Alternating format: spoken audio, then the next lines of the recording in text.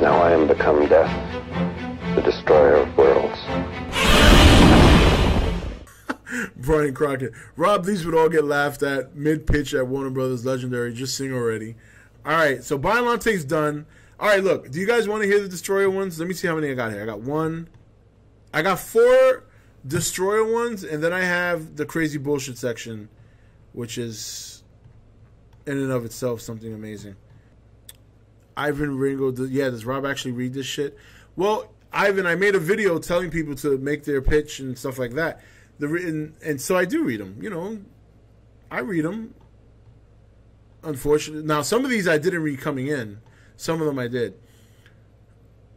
Preston Carlson, motherfucking don't know. $5 Biollante is a reaction to Godzilla cells on Skull Island from Godzilla vs. Kong. Okay, you can toss that in if you want, I suppose. But I think he did fine. He didn't even involve Godzilla and Kong, which is even better. All right, let's. You know what? All right. I'll. Do you guys want me to stop? This is just an example of how bad some of these are. So, because I am going to cut this into videos. So when you guys watch this video, this is an example of how bad some of these are. There are a little over 100 people in chat right now, all begging me to stop reading this shit. Rob, they're mostly bullshit anyways. No, but these right here, man, you got to hear some of this. Let me at least read 1 or 2 of them. Not from the Destroyer, from the crazy bullshit ones. Oh, here we go. Godzilla vs. Zilla.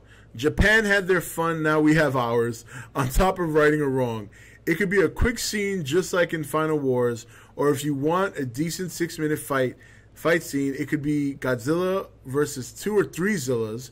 But either way, I feel it would work for the hardcore fan as well as the general public.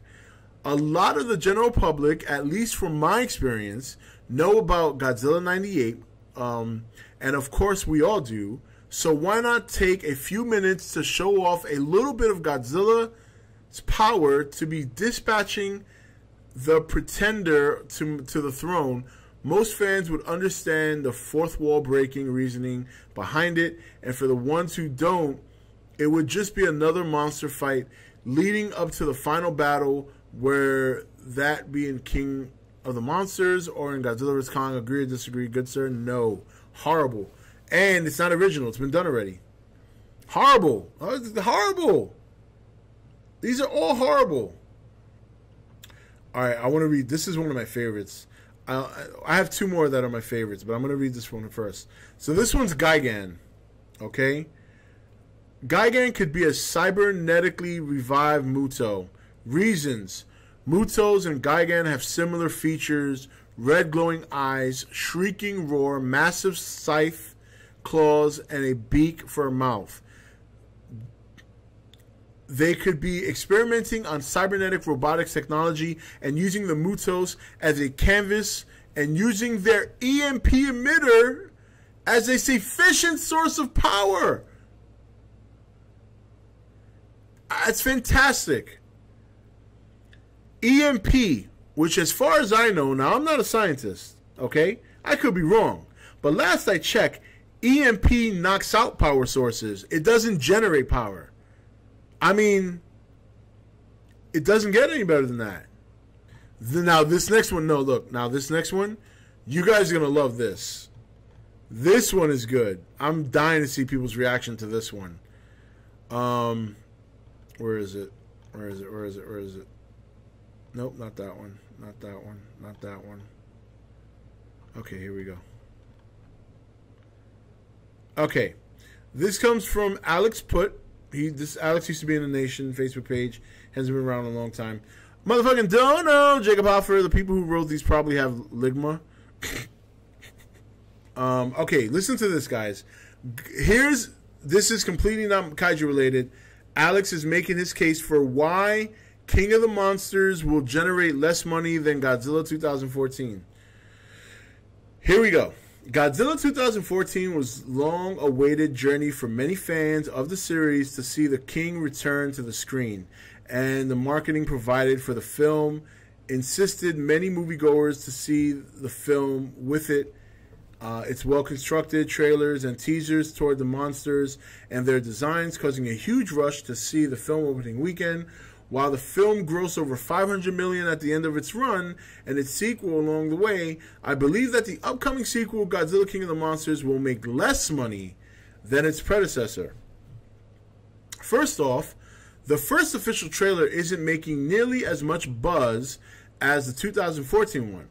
When the Godzilla 2014 official main trailer dropped, it exploded in views, with it reaching up to 5 million plus within 24 hours, and Godzilla King of the Monsters official trailer managed to only wrap up 2.5 million. All right, I'm going to highlight that because I have a counter argument to that as to why that might have happened, or why that happened. At the same time frame, and on top of that, getting wrecked by Aquaman trailer in terms of views, which is a movie in a franchise that almost everyone despises and memes. Granted, this trailer was released during Comic-Con along with a bunch of other trailers, so I can see why the lack of views could be the case. Second, the mixed reaction of Godzilla 2014 will cause many to steer away from this film. While Godzilla 2014 did make $500 million, the reviewers are very mixed, with the initial weeks having the critic score being in the 60% range, which is now up to 75%, but the audience score is at a 66%. Now, this is technically overall positive, which is good. If we all remember, most people either loved this film or hated it with a passion, and very few were down the middle, which means potentially up to 35 to 40% of people who saw it genuinely hated it or disliked it. This film and generally like this film and are probably not interested in even watching the trailer or giving the franchise a second chance, even though it shows corrects on what 2014 did wrong. And finally, the month of May is a really bad time for this movie to be released. In May of that month, Avengers Infinity War Part 2 will be released on May 3rd. While it is at the beginning of the month instead of the end, it is the climax of a 10-year hype train that most moviegoers have been riding, and it's the climax of the previous film, which was very well received and made over $2 billion. We all know this. There is a very good chance that Avengers will dip into the potential profits of Godzilla, King of the Monsters. Also, on top of that, there will be 2 films coming out a week later. Godzilla, which is Cinderella? Isn't it not Aladdin? Didn't Cinderella come out already? I think he means Aladdin. And Minecraft. That can also dip into Godzilla's box office, since the main demographic of Godzilla is males in their 30s. And whoa. Males in their 30s. The demographic for Godzilla is 14 to like beyond my age. Godzilla has a huge demographic. It's not just males in their 30s. What do most males in their 30s have? Children. And if they want to see both, you're going to see one on opening weekend and the other on the 31st instead of Godzilla. I mean, those are very weak arguments. Also, on June 7th, Godzilla will have to compete against The Secret Life of Pets, Charlie's Angels. I'm not worried about Charlie's Angels. And Gambit? Yeah, those are 2 movies I'm not too worried about Godzilla facing. In conclusion, I believe Godzilla will make less money than its predecessor from the lack of interest viewers are taking. I'm trying to find where this lack of interest is. In the marketing, previous backlash from Godzilla 2014 and the competition surrounding the film in May. While I do not hope for this to be the case, since I'm a Godzilla fan, since I was a child and always appreciate blah, blah, blah, many signs are steering towards this at this point of time. All we can hope for is that the marketing to grab people's interest down the road. Yeah, I mean, this is good explanations, but like, it's a strong argument, albeit, well, it's not a strong argument. Let me not say that. It's an interesting view of your case, but a weak one at that. Here's why. There are, between 2014 and now, there are so many more entertainment-related channels that dropped the trailer that it's being shared among platforms like it never was 5 years ago. I mean, social media has boomed a lot in the last 5 years. There are many other places to watch a Godzilla trailer other than one YouTube channel. I mean, my first viewing of the Godzilla trailer was on Facebook. So, so I understand the numbers reflect your argument, but I think it runs deeper than that. I don't think it's just because people are disinterested. In fact, I see a lot more interest in this movie than I did the 2014 movie. And this is coming from someone who's been there. I mean, my channel blew up on the first leaked trailer. So I can tell you right now with good memory that the excitement now is just as strong as it was then. What I sense more now is more optimism and less questions than the initial trailers for the first movie. The initial trailers for the first movie, there were a lot of questions that people were wondering, what's going on? What is this? What is that? We didn't get a whole lot. And you're right. The reception for Godzilla 2014 was very black and white. I do agree people did either love it or did either hate it. But I found that to be more reflective of the hardcore fans.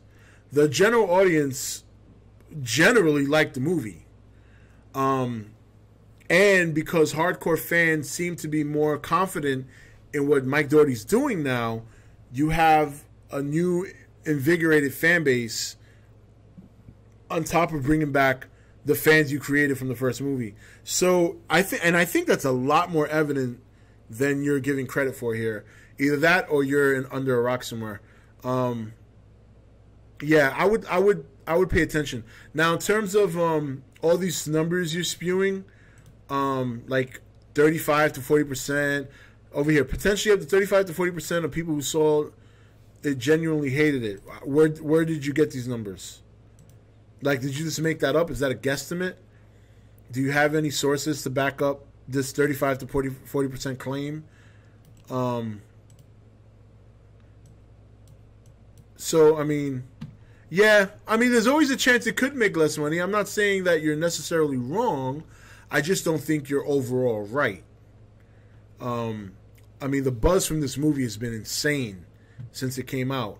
There was a voting. Which magazine was it that had a vote of the best trailer on Comic-Con? I think 59% of the vote went for Godzilla. Was that Vanity? Yeah, I don't know where that 35 or 40%. I mean, I think you're trying to make a good argument. I just don't think you have enough substance behind this argument for it to be valid. And I mean that, like, I'm not trying to, like, blow you up. I mean, I don't think you're seeing this as broadly as you think you are. No, I know that number. No. But he says and thank you, Jacob, for the donation. Our audience around Tomato score was 66. But that's not what I'm talking about, Jacob, because he actually cites that. But what he's saying here is 35 to 40% of people who saw it generally hated it. Unless he's using that remaining percentage to make that assumption from the Rotten Tomatoes score. But then the Rotten Tomatoes score is not 100%. Not everybody goes to Rotten Tomatoes to vote. I don't. So, I mean, that could be a very small percentage of people that you're looking at in terms of who love it and who might hate it. Because the remaining 35% or 40% that you're citing here, just because they didn't say anything doesn't mean they hated the movie. I didn't say anything. I love the movie. So, again, this is a very weak argument. And it's a very weak argument to something that could very well happen. You just need to support your argument a little bit better. We'll find out in a year. You know, we'll find out. Personally, from what I've seen, just based on the channel, based on the nation, I mean, I'll put it this way. Every Godzilla 2014 live stream I ever did, back in the day, my general audience would normally be 50 to 70 people. The live stream, and then at that time, my highs were like 120, 130. The first 3 live streams I did since this movie has been announced and all the shit came out, I've had over 300 people in this chat room. And now, almost 3 weeks later, or 2 weeks later, after that whole thing, there's 100 people in here. I never averaged 100 people watching my live streams for Godzilla stuff. So to me, that's an indication that there is a big buzz for this movie. And yeah, so. All right, so we'll stop because I know you guys are getting tired of this shit. So if I missed your little story or whatever, just understand that everybody else ruined it for you because everybody came up with some horribly written shit that I don't think anybody would ever buy or... And I know people are probably going to unsubscribe to me now. You fucking asshole.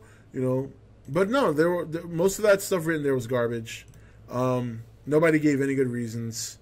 I think the best ones that I heard were from Average and how he developed his Biolante on Skull Island, and Brian's pitch for Mechagodzilla being a natural nano alien technology that lands on Earth, kind of like the symbiote in Spider-Man, lands on Earth, and he basically copies the strongest being, the strongest entity on the planet being Godzilla. And I like that because it takes the alien shit out of the way and it takes the human building it out of the way. So out of all that shit, we had 150 comments in that video when it came out. And out of all that, we had one good idea, and the other good idea came here on chat live. Motherfucking don't know. Jacob Hoffer, Variety, Rolling Stone, Screen Rant, Watch Mojo, GameSpot, all said Godzilla had the best. Yeah. I mean, you know, I know he's trying to make a good argument, but it's just not that good, unfortunately. Thank you for watching E.T.N. Click here to watch more content. Or you can click here to become an E.T.N. patron. Don't forget to leave a comment. Also, make sure you like and share this video. If you want to know when the next video is up, click the notification bell next to the subscribe button. And most of all, make sure to click that subscribe button for regular content.